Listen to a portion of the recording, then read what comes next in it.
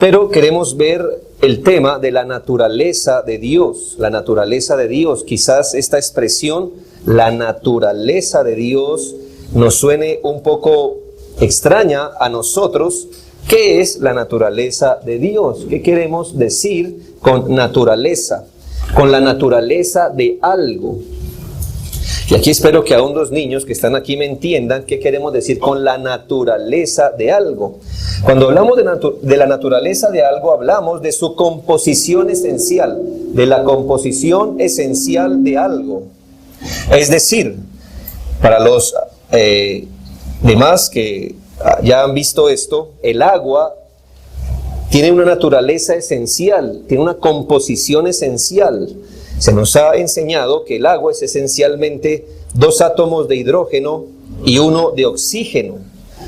De manera que si usted modifica algo de esa composición, tiene cualquier otra cosa menos agua, porque el agua es exactamente eso y no otra cosa. Esa es la naturaleza del agua. ¿Cuál? 2 átomos de hidrógeno y 1 de oxígeno. Ahora, quizás los niños me puedan entender esto, y es, si han visto las velas con las que cuando se habla luz lo aprendemos para ver. Bueno, si usted derrite una vela, ¿sí ve? Queda lo mismo, pero de otra manera. De otra manera. ¿Por qué? Porque la naturaleza de una vela se llama la parafina. Eso que se derrite es la parafina. Usted la ve así, recta, pero cuando se derrite queda derretida, pero es lo mismo. ¿Cuál es la naturaleza de una vela? La parafina. ¿De qué está compuesto? Esa es su composición esencial. Cuando hablamos de la naturaleza de Dios, estamos tratando de entender algo enorme para nuestra mente. ¿Por qué? Porque la naturaleza de Dios es, ¿qué es esencialmente Dios? Esencialmente, ¿qué es Él? La naturaleza de Dios, o cuando hablamos de la naturaleza de Dios, estamos usando un término que lo abarca todo. Incluye la forma, la personalidad, el ser de Dios, abarca todos los rasgos distintivos de Él. Y por así decirlo, cuando hablamos de la naturaleza de Dios, nos ocupamos de las preguntas: ¿qué es Dios? ¿Y cómo es Dios? ¿Y quién es Dios? Se ha hablado que los atributos de Dios son los rasgos esenciales que le distinguen a Él. Por así decirlo, y para adelantarnos mucho, podemos decir: ¿qué es Dios? Dios es sus atributos. Dios es sus perfecciones. No es como nosotros, que tenemos características con las que podemos seguir siendo los mismos si las tenemos o si nos faltan, pero no así con Dios. Los atributos de Dios distinguen lo que es Él. No solo qué es Él, sino quién es Él. Cuando hablamos de la naturaleza de Dios, no estamos hablando de asuntos que se añaden a su ser, sino precisamente los asuntos que definen el ser de Dios. ¿Qué es Dios? ¿Quién es Dios? Así que nos vamos a dirigir a esas características sin las cuales Dios no sería Dios. Quítele una y ya estamos hablando de otro ser, pero no de Dios. Las características que hace que Dios sea Dios y no otro, ¿cuáles son las características esenciales de su naturaleza? Esto revela la solemnidad del tema, hermanos, porque pisamos, por decirlo metafóricamente, un terreno sagrado. No vamos a hablar de cosas tan familiares para nosotros y no podemos ni siquiera pensar de Dios de forma irreverente, ni vana, ni baja, como si Dios fuera cualquier ser. En todo, esperamos que nuestras mentes siempre se subordinen a la palabra de Dios, y aquí, hermanos, vamos a dejar que la palabra de Dios, como siempre procuramos, encamine nuestros pensamientos. Lo que ocurre, hermanos, es que además de pensar mal de Dios nos arroja a nosotros a varios asuntos pecaminosos. Por ejemplo, un mal concepto de Dios implicaría adorar a un Dios que no es Dios. Si en su mente Dios no es lo que la Biblia dice que es Él, entonces le pregunto, ¿a quién está adorando? Si su concepto de Dios es errado. Se está adorando a un Dios que usted mismo ha construido, se ha imaginado. Cuando servimos a Dios debemos estar conscientes de cuál es el Dios al que servimos, porque si nuestro concepto de Dios no es el bíblico, estaremos sirviendo a un Dios inventado por nosotros. Y le recuerdo esta frase: al Señor tu Dios adorarás y solo a Él. No a la versión mental nuestra, sino hay un Dios y ese es el Dios que hay y nos toca acercarnos a Él en los términos bíblicos. Para esta gran tarea, hermano, nos vamos a acercar para mirar el tema de la naturaleza de Dios. Vamos a establecer 3 columnas sobre las que descansará nuestro entendimiento de la naturaleza divina. Vamos a desarrollar el tema de Dios, de la naturaleza de Dios, hablando principalmente de su espiritualidad, de su supremacía y de su simplicidad. La naturaleza de Dios, o entender, o el entendimiento de la naturaleza de Dios, va a ser soportado sobre estas 3 columnas.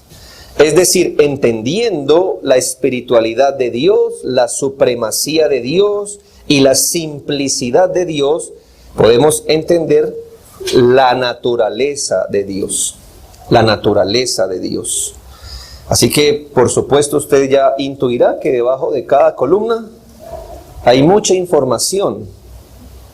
Así que es el resultado de estas 3 columnas las que nos van a dar un entendimiento correcto de qué es Dios, quién es Dios, cuál es la naturaleza divina.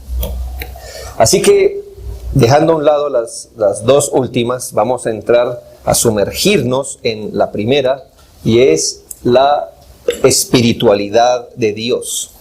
La espiritualidad de Dios, y esta columna la vamos a soportar en Juan 4:24, donde dice la palabra de Dios, y en esta instrucción, solo en esta instrucción les voy a dar los textos.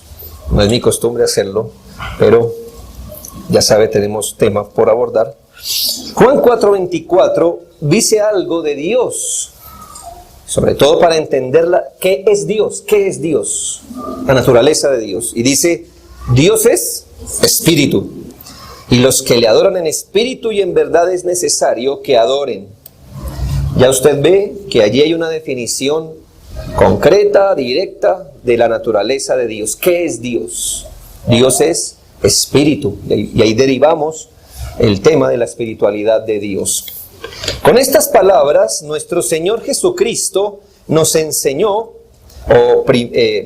primeramente que hay un tipo de existencia llamada espíritu. ¿Sí nota? Está el agua, están las piedras, están las plantas, está muchas maneras de existencia. Pero el Señor Jesucristo nos abrió para nosotros ese entendimiento al decir: Dios es espíritu. Nos abrió el entendimiento que hay una categoría especial de existencia llamada espíritu. Espíritu. Así que lo primero que hace el Señor es asumir la existencia de seres espirituales. Note que el Señor no defiende que tal cosa exista. Su punto no era demostrar que los entes espirituales existen, simplemente hace una declaración para dejarnos entender que tal cosa existe, esa forma especial de existencia llamada espíritu. Hay hombres y hay espíritus. Segundo, en este texto el Señor afirma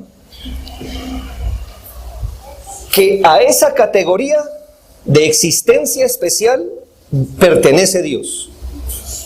Nos enseñó que hay una categoría que se llama existencia espiritual. Pero también con este texto nos enseñó que Dios pertenece a esa categoría de existencia. Cualquiera que sea su pensamiento de Dios hasta hoy, entonces ya debe empezarlo a corregir. Dios no es un ser humano grande, ¿ya? No es un ser humano grande. Cualquier idea que usted haya tenido hasta hoy de imaginarse a Dios como un ser humano, mentirosa. Es mentirosa. Dios es espíritu. Corresponde a una categoría de existencia espiritual. Dios es espíritu. Tercero, con este texto el Señor también nos enseñó que reconocer que Él es espíritu tiene una importancia, llamémosle, experimental. Es decir, tiene implicaciones prácticas. ¿Por qué la Biblia se esforzaría en enseñarnos que Dios es espíritu? Seguramente no para que usted y yo dijéramos, qué bueno, ahora ya lo sé. No lo sabía, ahora lo sé. No. Según este texto, el reconocer la espiritualidad de Dios tiene implicaciones sobre muchas cosas en nuestra conducta. Y aquí el Señor la encierra en esta frase. Ya que Dios es espíritu, por así decirlo, los que le adoran, es necesario que le adoren ¿cómo? En espíritu. Y entonces ya note cómo eso cambia en nosotros la perspectiva de lo que es la adoración. La adoración. Ya que Dios es eso, nosotros debemos adorarlo según como es Él. Pero no según como somos nosotros, sino según como es Él. De manera que vamos a exponer el tema de la espiritualidad de Dios en dos temas grandes. Primero, el concepto bíblico de lo que es un espíritu. Y segundo, la importancia experimental de la espiritualidad de Dios. El primero, como le digo, queremos que la Biblia nos diga qué es un espíritu. Porque quizás ese ha sido el problema. Mucha gente dice, sí, Dios es espíritu. Pero la definición de espíritu la han dado ellos. ¿Cierto? No, aquí nos toca sujetarnos a la Biblia y saber, bueno, Dios es espíritu, sí. Pero según la Biblia, ¿qué es un espíritu?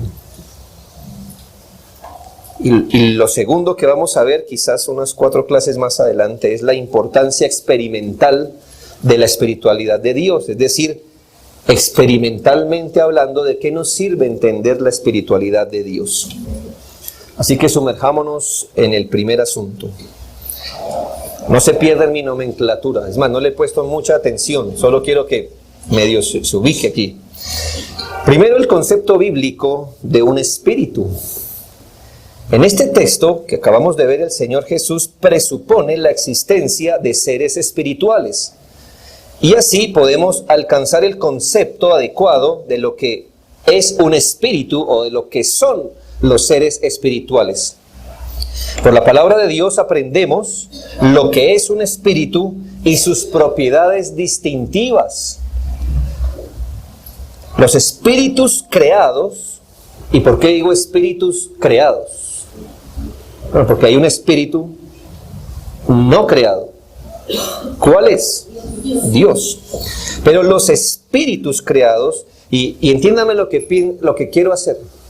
Quiero tomar de la Escritura muchos testigos bíblicos y luego esa información se la vamos a aplicar a Dios para entender qué es un espíritu. Los espíritus creados, en el más amplio sentido de la palabra, pueden ser divididos en 2 categorías. No se asombre de estas palabras, pero le estoy tratando de enseñar que los espíritus creados, en el más amplio sentido de la palabra, se pueden dividir en 2 categorías. Estos son los espíritus inferiores, llamémosle así. Si usted quiere otra palabra, búsquela, está bien. No vamos a hacer un caso de mi palabra espíritus inferiores. Pero con esto, ¿qué queremos decir? Bueno, corresponden a los espíritus de los animales que sostienen una existencia no continuada aparte de su cuerpo material.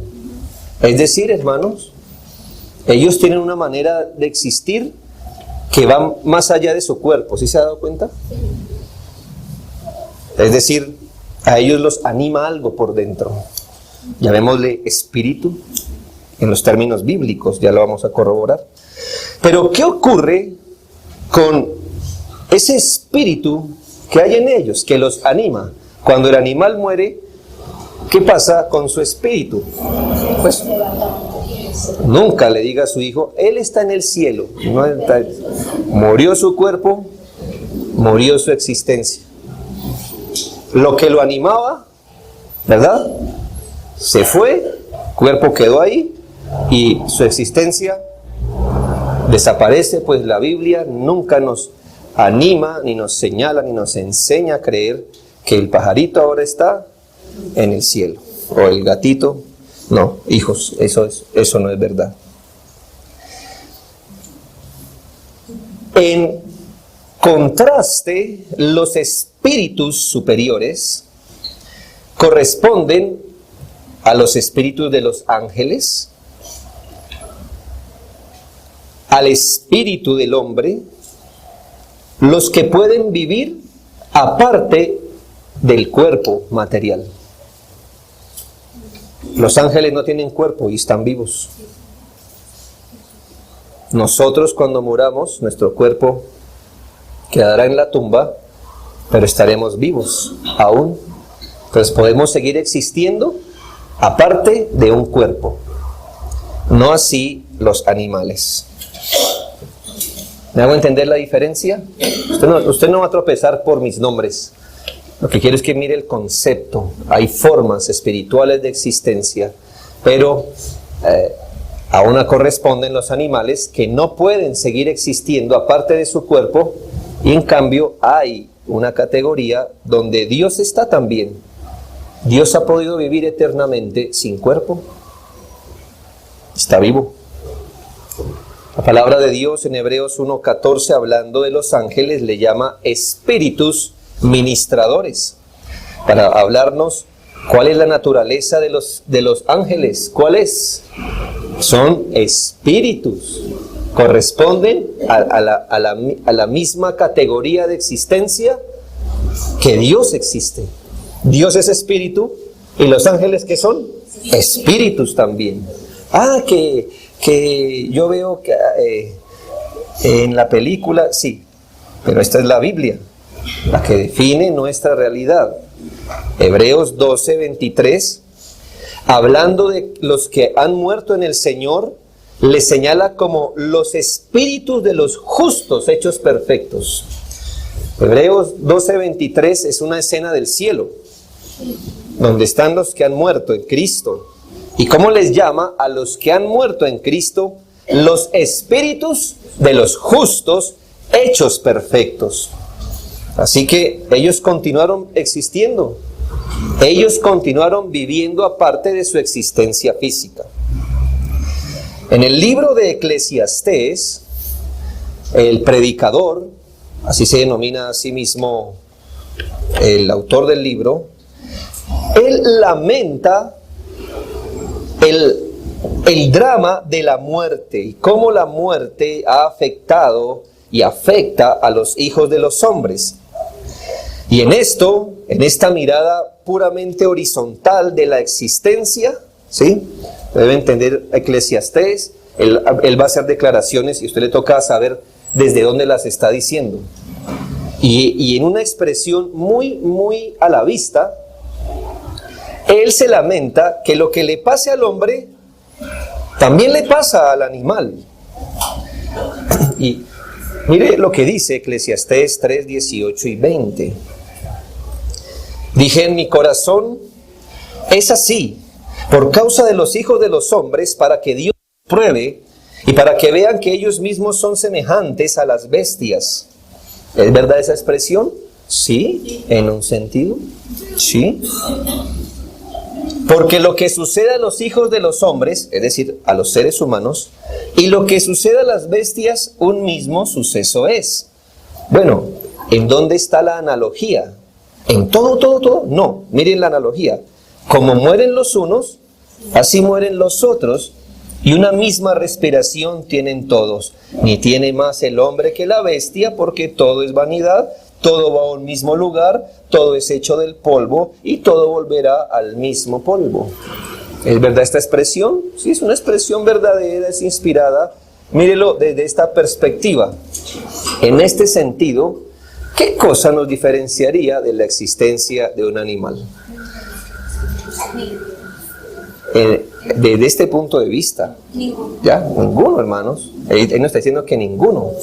Es decir, hermanos, yo lo lamento lo que le voy a decir, pero un profesor de antropología bíblica nos dio los datos, no los tengo aquí, pero si usted resumiera la existencia del hombre en cuánto calcio podemos tener, no sé cuántos gramos de calcio si nos los permieran todo, cuánto fósforo, cuántos minerales, cuánta agua.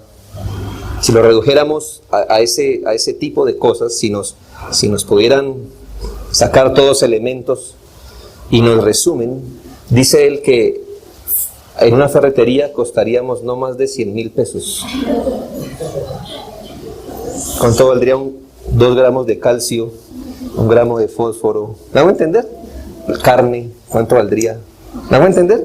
En ese sentido, hermanos, lo que nos va a pasar a nosotros le pasará al animal. Entierre su perrito, y con respeto lo digo, y cuando vayamos a la tumba, un mismo suceso nos acontecerá. ¿Cuál será? Que nos descomponemos. Fuimos creados del polvo, hermanos, y quedaremos, hermanos, desmenuzados como tal. Y entonces, lo que está pasando es que el predicador nos está mirando desde un punto de vista. Pero ahora, ¿qué hace el predicador? Va a mirarnos desde el otro punto de vista, ¿sí? Nos miró desde un punto de vista natural de lo que somos. ¿Para qué lo hace el Espíritu Santo? Bueno, cuando usted se crea mucho, lea esto. Cuando piense que, yo soy, conmigo nadie se mete, por favor, porque mire, le dedico Eclesiastés 3:18 al 20. Pero hermanos, ¿es la única perspectiva que nos da la Biblia? No. El predicador ahora se va a mover de perspectiva y va a dar esta declaración en el próximo versículo.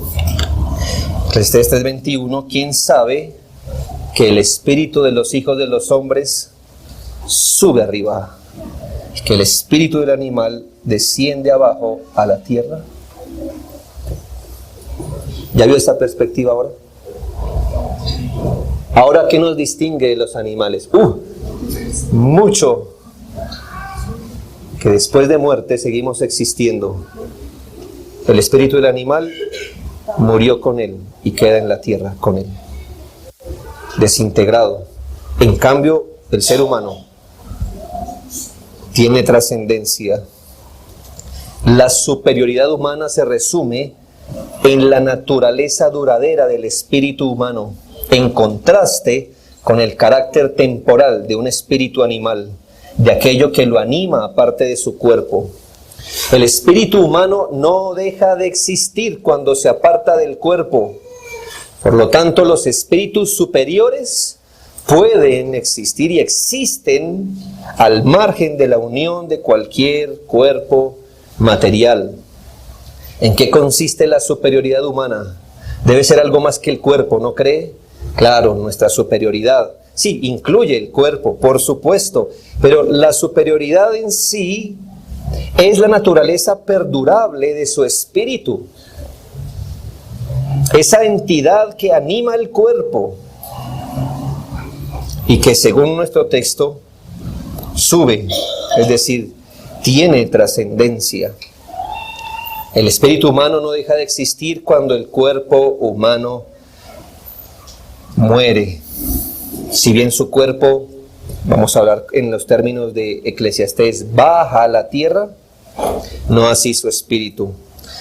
Leemos en Eclesiastés 12:7, y el polvo vuelva a la tierra como era, y el espíritu vuelva a Dios que lo dio. Esto no significa salvación, significa trascendencia. El contraste está entre la tierra y el cielo, en el sentido de la existencia espiritual perdurable. Por lo tanto, por eso le llamamos espíritu superior. No es igual tener una existencia espiritual para siempre que una existencia espiritual que muere con el cuerpo. Para nuestro estudio no nos vamos a enfocar, hermanos, en los espíritus inferiores. No es nuestro tema. Vamos a enfocarnos en los espíritus superiores. ¿Por qué? Porque esa categoría es la que existe Dios. ¿Y qué queremos saber? La naturaleza de Dios. Entonces, vamos a llegar a una definición. ¿Qué es entonces un espíritu? ¿Qué es un espíritu?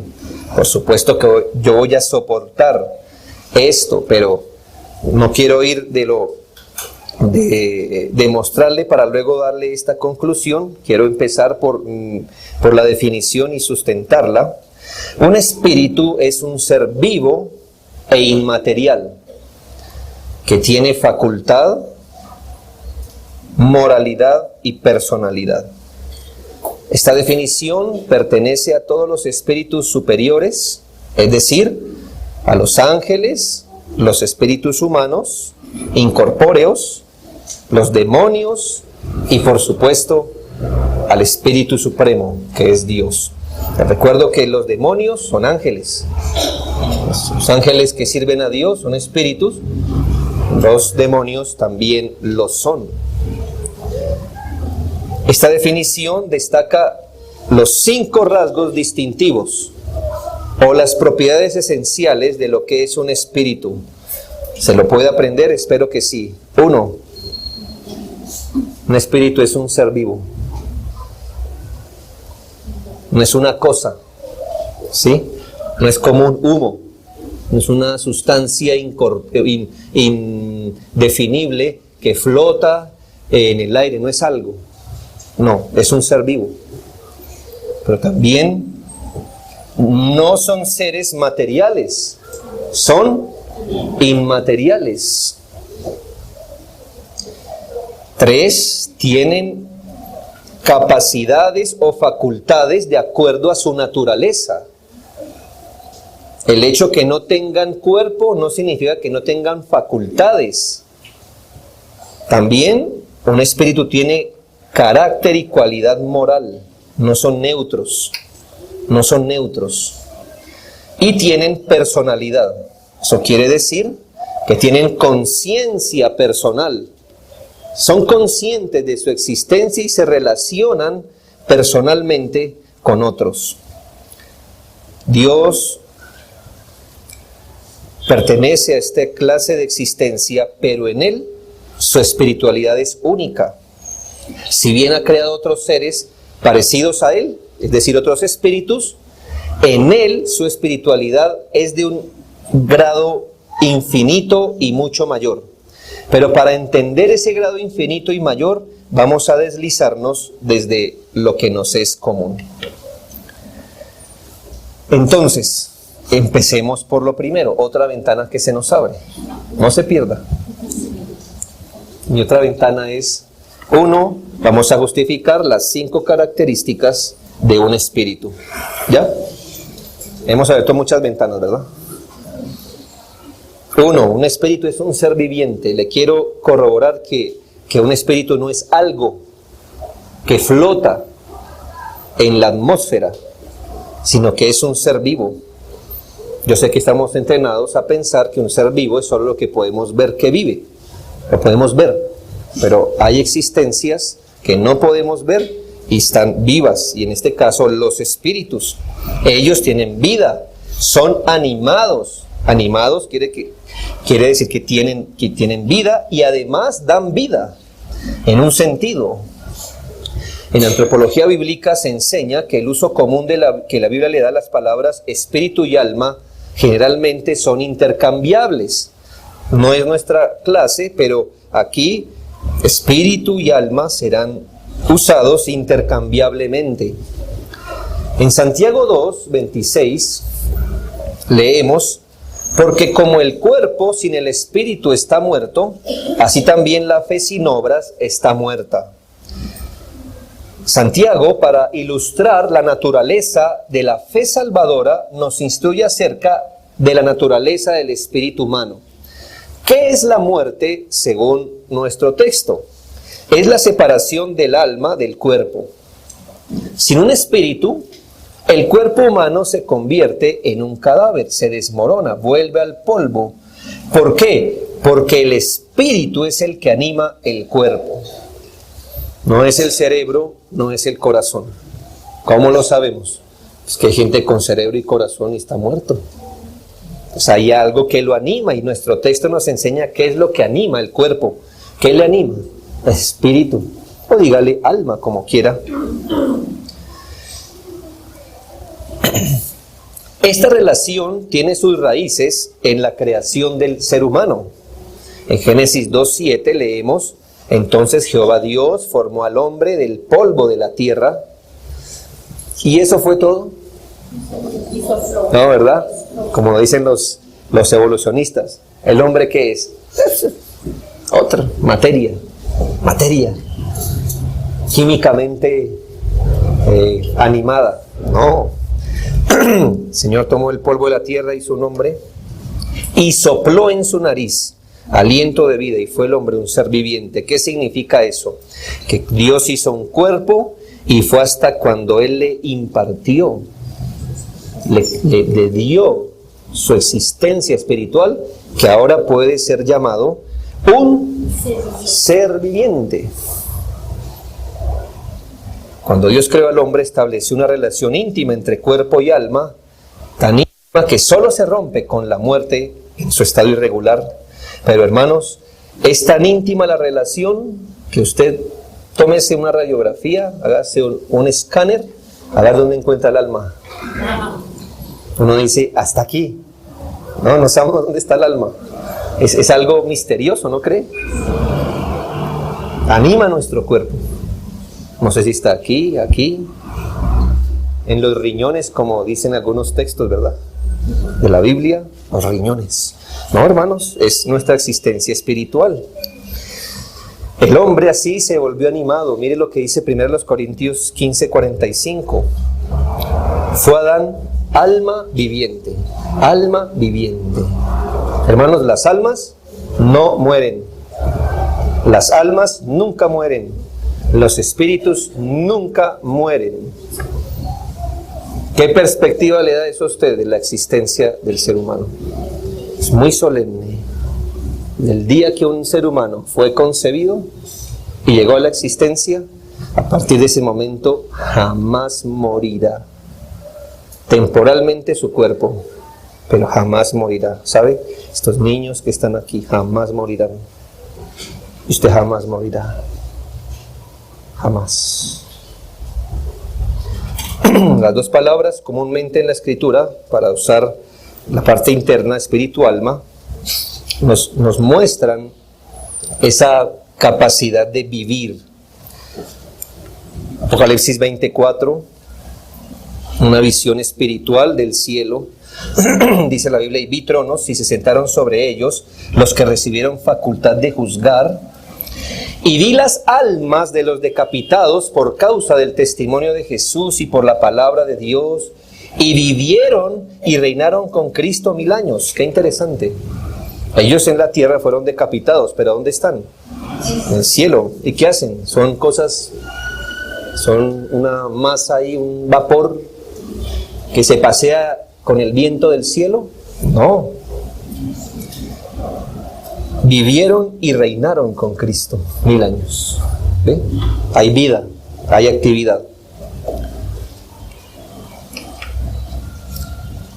De manera similar, Hebreos 12:23, como lo decíamos ahorita, el escritor describe la Jerusalén celestial como habitada por la iglesia en la tierra y por los espíritus de los justos hechos perfectos.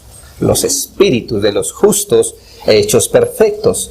Después de la muerte, todo lo demás continúa viviendo, salvo el cuerpo. Todo lo demás sigue intacto. La vida es una propiedad de los espíritus incorpóreos. ¿Por qué? Porque un espíritu es un ser vivo. En Lucas, capítulo 20, versículos 37 y 38, el mismo Señor Jesús enseñó la realidad de la vida después de la muerte. Miren lo que dice el Señor: pero en cuanto a que los muertos han de resucitar, aún Moisés lo enseñó en el pasaje de la zarza, cuando llama al Señor Dios de Abraham, Dios de Isaac y Dios de Jacob, porque Dios no es Dios de muertos, sino de vivos, pues para Él todos viven, o sea, todos estos viven. Es muy singular esto, porque el Señor cita Éxodo 3:6, y en Éxodo 3:6 el Señor dice que Él es el Dios de Abraham, Isaac y Jacob. Quiere decir que para cuando existía Moisés, Abraham, Isaac y Jacob aún vivían. ¿Dónde se habían muerto? En el cielo. Y para la época de Cristo, seguían vivos. Desde que murieron, siguieron vivos. No físicamente, pues ellos murieron, pero siguieron vivos. Porque Dios no se va a llamar Dios de un muerto, Dios de alguien que no existe. El mismo Señor lo dice: Dios es Dios de vivos. Para Él todos viven. Estaban vivos desde Moisés, estaban vivos en el tiempo del Señor, están vivos hoy. En el cielo, donde están los espíritus de los justos hechos perfectos. Pero hemos venido hablando de que el espíritu es un ser vivo, y ahora no quisiera asumir que todos entendemos qué es la vida, qué significa tener vida o ser animado. Es muy complejo realmente definir qué es la vida. Pero al menos quiero pararme en dos asuntos fundamentales de lo que es la vida. Las criaturas animadas quiere decir que viven, actúan y lo hacen por su propia iniciativa. Es decir, no es como las plantas están vivas, pero no tienen iniciativa. ¿O usted cree que ellas tienen control de su crecimiento o de su existencia? No, crecen, están vivos, pero cualquiera sea su tipo de existencia, no es la de los espíritus superiores, que actúan por iniciativa propia a comparación de los objetos muertos e inanimados que deben ser movidos. Pero también ser vivo significa tener la capacidad de actuar y de hacerlo espontáneamente. Son dos características, dos facultades para que entendamos qué es la vida. Ahora, hermanos, esto es bueno hacerlo esperando que la Biblia siempre someta nuestros pensamientos, porque ya entendiendo de forma general qué es eso de un espíritu y qué es eso que el espíritu es un ser vivo, apliquémoslo a Dios, hablando de su divina vida. Hermanos, Dios no solo es un espíritu, no es un espíritu, es el espíritu, Él. O sea, si eso hablamos de lo común, ahora póngalo en perspectiva de entender a Dios. Y entonces, si Dios no solo es un espíritu, sino que Dios es espíritu, y estamos diciendo que una de las características esenciales de un espíritu es que tiene vida, entonces, hermanos, nuestra conclusión es que Dios tiene vida, pero no vida como nosotros, sino, por eso le llamé la divina vida de Dios. Sí, hermanos, Dios está tan vivo como nosotros, en un sentido, pero en otro sentido, su vida, la vida y la existencia de Dios es un asunto maravilloso, sublime, único, por así decirlo. La palabra de Dios distingue al Señor como el Dios viviente. No vamos a ir por todos los textos, pero, hermanos, la palabra de Dios habla del Dios viviente. Ese es un título que se le da. Y cuando se le da este título, ¿qué nos está resaltando? Que Dios está vivo. Vivo. ¿Cuándo no se ha podido decir de Dios que es el Dios viviente? No, pues nunca. Siempre es el Dios viviente. Adán oró al Dios viviente, Moisés oró al Dios viviente y nosotros al Dios viviente. Él vive. La Escritura contiene un conjunto complejo de pasajes donde Dios mismo jura por su vida. Dice Él, vivo yo, vivo yo. Es decir, es como si Él pusiera como garantía del cumplimiento de una promesa su propia vida. Así que la Biblia testifica que Dios es el Dios viviente. El Señor afirma su vida cuando jura por ella. Vivo yo, dice Jehová. Qué interesante saberlo, vivo yo. De hecho, creer en seres sobrenaturales o quizás en fuerzas sobrenaturales no es lo mismo que creer en el Dios vivo. Los hombres también afirman con certeza la vida de Dios cuando dicen, vive Jehová, como un juramento. Y este juramento se hace sobre algo muy sagrado, sobre la vida de Jehová. ¿Y por qué es un juramento? Si yo le dijera a usted, vive Jehová, que tal cosa, hermano, eso quiere decir que Dios va a ser testigo en tanto que viva de que usted cumpla esa promesa. O sea, ¿cómo queda usted allí? Uy, más comprometido. Dice, vive Jehová.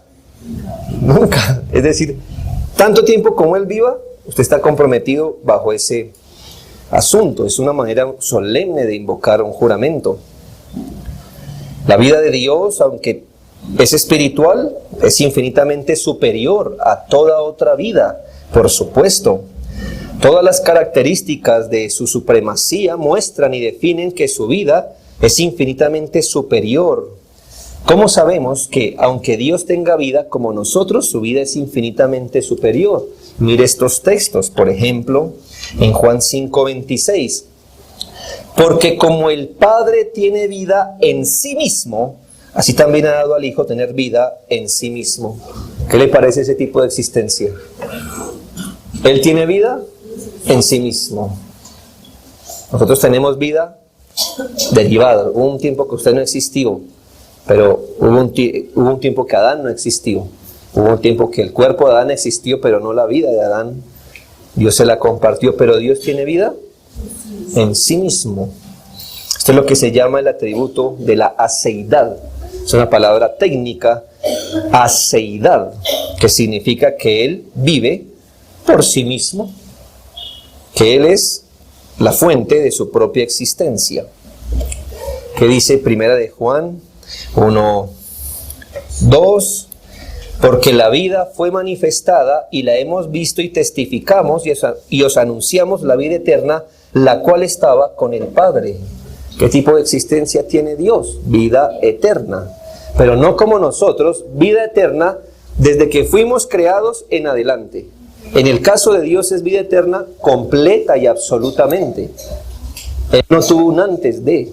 Es eterna, no como nosotros, que es eterna solo desde nuestra creación en adelante, pero quien tiene vida en sí mismo, pues tiene vida eterna en sí mismo.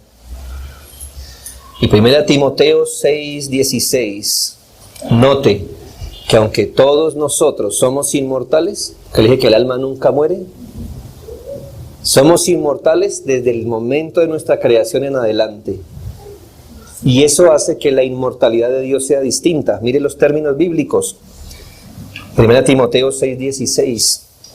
Al único que tiene inmortalidad. Se dirá, no, pero nosotros somos inmortales. Sí, pero no como Él. Al único que tiene inmortalidad, que habita en luz inaccesible, a quien ninguno de los hombres ha visto ni puede ver, al cual sea la honra y el imperio sempiterno. Amén. Ahora dijimos que un espíritu vivo actúa, tiene facultad, actúa espontáneamente.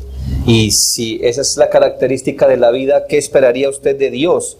Pues que no solo exista, sino que actúe con su poder, con la facultad que Él tiene. Dice la Biblia en Marcos 10:27, todas las cosas son posibles para Dios. Este poder de Dios no es originado Dice la Biblia en Romanos 1:20, su eterno poder, así como ha tenido vida eterna, siempre ha tenido poder, que es una de las características de la vida. Su poder es inmutable. Él no ha crecido en poder desde siempre, porque siempre ha existido, así como ha existido siempre, existe hoy. Su poder es inmutable, su poder es absoluto, perfecto, inagotable. Usted puede corroborar esto en los textos que afirman de forma abundante el poder de Dios. Concluimos entonces que la vida, que está marcada por el poder y la acción, es una propiedad de todos los seres espirituales, de los espíritus humanos, de los espíritus angélicos y por supuesto del Espíritu Supremo que es Dios. Déjeme terminar con 4 breves aplicaciones.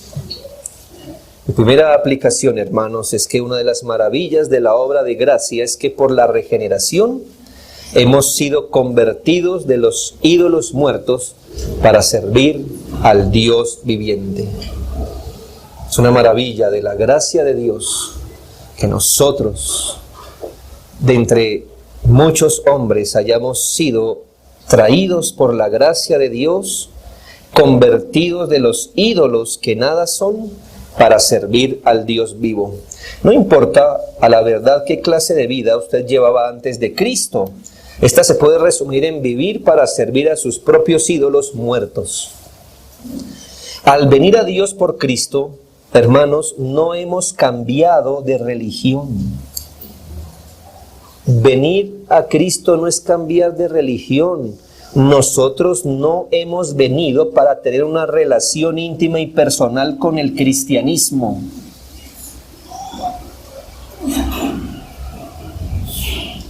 Ser regenerado no es venir a tener una relación íntima y personal con la reforma. Es venir a tener una relación nueva, íntima y personal con el único Dios que existe y vive, el único Dios vivo y verdadero. Primera Tesalonicenses 1:9, porque ellos mismos cuentan de nosotros la manera en que nos recibisteis y cómo os convertisteis de los ídolos a Dios para servir al Dios vivo y verdadero. Así que recordemos con aprecio las glorias de la conversión y traigamos solemnidad a nuestra vida, hermanos, porque nosotros no estamos aquí alrededor de un rito, sino alrededor de un Dios, de el Dios vivo y verdadero, a la verdad del único Dios que está vivo. Y hemos entrado en tratos de paz con Él a través de Jesucristo. Lo segundo que quiero que tenga en cuenta, hermanos, es que estar en comunión con el Dios viviente nos arroja una particular manera de vivir. Ya lo veremos más adelante con más detalle, pero hermanos, relacionarnos con un Dios espíritu, que por ende vive, que los espíritus son vivos, estar en comunión con el Dios viviente, nos arroja a una particular manera de vivir. Lo que significa, hermanos, que no podemos pretender tratar con el Dios que vive y que nuestra vida no sea afectada. Que podamos tratar con ese Dios y seguir viviendo como si nada. Según a los Corintios 6, 16 y 17 se nos muestra una de las maneras que tener comunión con el único Dios vivo y verdadero nos arroja una particular manera de vivir. Mire el fundamento de esta exhortación. ¿Y qué acuerdo hay entre el templo de Dios y los ídolos? Porque vosotros sois el templo del Dios viviente. Como dijo Dios, habitaré y andaré entre ellos y seré su Dios y ellos serán mi pueblo. Por lo cual salid del medio de ellos y apartaos, dice el Señor, y no toquéis lo inmundo y yo os recibiré. Hermanos, ¿cuál es el fundamento del que la gente deba abandonar el mundo y sus cosas, del que los creyentes debamos rendirnos en santidad al Señor? ¿Cuál es el fundamento? Que nosotros somos templo del Dios que vive. Usted no puede tener o servir al Dios vivo sirviendo también al pecado. Mire cómo entender la vida de Dios influye en nuestra alma. Estar en comunión con el Dios vivo también debería, como otro ejemplo, estimular nuestra vida de adoración. Mire cómo se estimula una vida de adoración legítimamente. Salmo 42:2. Mi alma tiene sed de Dios, del Dios vivo. ¿Sí? ¿Qué material le pone al corazón para que éste adore? Meditar ¿qué? Que al Dios al que nos presentamos en adoración es un Dios vivo, es el Dios vivo. Por eso a veces pensamos que personas solo han cambiado de religión. Su forma de adorar no testifica que adoraran al Dios vivo. Es como cuando adoraban a los santos. ¿Qué importa? Lo importante era decir las palabras correctas, ¿verdad? La oración o el rezo adecuado. No, hermanos, la vida de oración se transforma al conocer que cuando nos presentamos en adoración a Dios, nos presentamos al Dios vivo. Tercero, considere que servir al Dios viviente nos da esperanza y valentía en medio de las dificultades. Sí, hermanos. Tener ese entendimiento que al Dios que servimos es el Dios vivo, nos da esperanza y valentía en medio de dificultades. Imagine la esperanza de vida y consuelo de quien cree en la fortuna, el destino, o del que en su conciencia sabe que el ídolo al que invoca es solo una hechura de manos de hombres. ¿Qué tipo de valentía o cómo vive él? Hace poco, no he perdido el tiempo viendo esa película realmente, pero vi al menos la parte que todos alabaron de este ateo científico que al final dice, bueno, y si le hacen una pregunta, bueno, y si al fin no vamos, si no hay nada después de la muerte, ¿qué sentido tiene la existencia? Y da un discurso de 5 minutos que eso ha sido alabado, puesto como, mire, como, qué cosa tan deprimente. Vivir diciendo, quizás lo único bueno de nuestra existencia es la experiencia de haber vivido. ¿Verdad? No sé quién se sostiene con eso. ¿Qué dice la Biblia? No es nuestro caso. Tenemos esperanza y valentía. ¿Por qué? Que por esto mismo trabajamos y sufrimos oprobios, porque esperamos en el Dios viviente, que es Salvador de todos los hombres, mayormente de los que creen. Hermanos, si usted y yo estuviéramos arrojados a las fuerzas ciegas de la naturaleza o el destino, ¿qué esperanza tendríamos? No, hermanos, estamos en manos del Dios vivo y aún sufriendo por causa de Cristo tenemos mucho consuelo. ¿Por qué? Porque por eso trabajamos y sufrimos, porque esperamos en el Dios que vive. Y por último, el impío, al igual que los profesos cristianos, digo profesos de aquellos que profesan ser cristianos, pero no han examinado su corazón. El impío, igual que los profesos cristianos, deberían temer desafiar al Dios vivo. Quizás sirviendo a los ídolos usted podía aplacarlo o desafiarlo sin mayores consecuencias, porque hermanos, ¿qué es un ídolo? ¿Qué es un ídolo? ¿Qué es un cuadro? ¿Qué es un yeso? Usted lo puede aplacar, reírle o sacarle la lengua. ¿Cuál es el punto? ¿Qué le puede hacer? ¿Qué le puede hacer? Nada. Pero cristianos que se endurecen de corazón también deberían reparar que no han entrado en tratos con el cristianismo, sino con el Dios vivo. Y su dureza no pasará inadvertida. Ese es el contexto de esta exhortación de Hebreos 10, 29 al 31. ¿Cuánto mayor castigo pensáis que merecerá el que pisoteare al Hijo de Dios y tuviere por inmunda la sangre del pacto en la cual fue santificado e hiciere afrenta al Espíritu de gracia? Pues conocemos al que dijo, mía es la venganza, yo daré el pago, dice el Señor, y otra vez el Señor juzgará a su pueblo. Horrenda cosas es caer en manos del cristianismo, de las iglesias reformadas, no, del El Dios vivo. Cuando usted vino a Cristo, está delante del Dios vivo. Es mejor que no desprecie la sangre del pacto.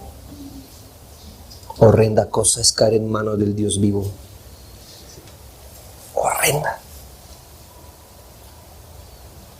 El Dios que servimos hoy está vivo. Es tan grata noticia, pero qué terror. Él vive. Él vive. Dios nos libre de caer en el pensamiento que el Dios al que decimos servir es indiferente e impotente frente a nuestros desafíos, a su Hijo, al Evangelio y a su voluntad revelada. Hermanos, que Dios nos ayude a pensar de Dios adecuadamente.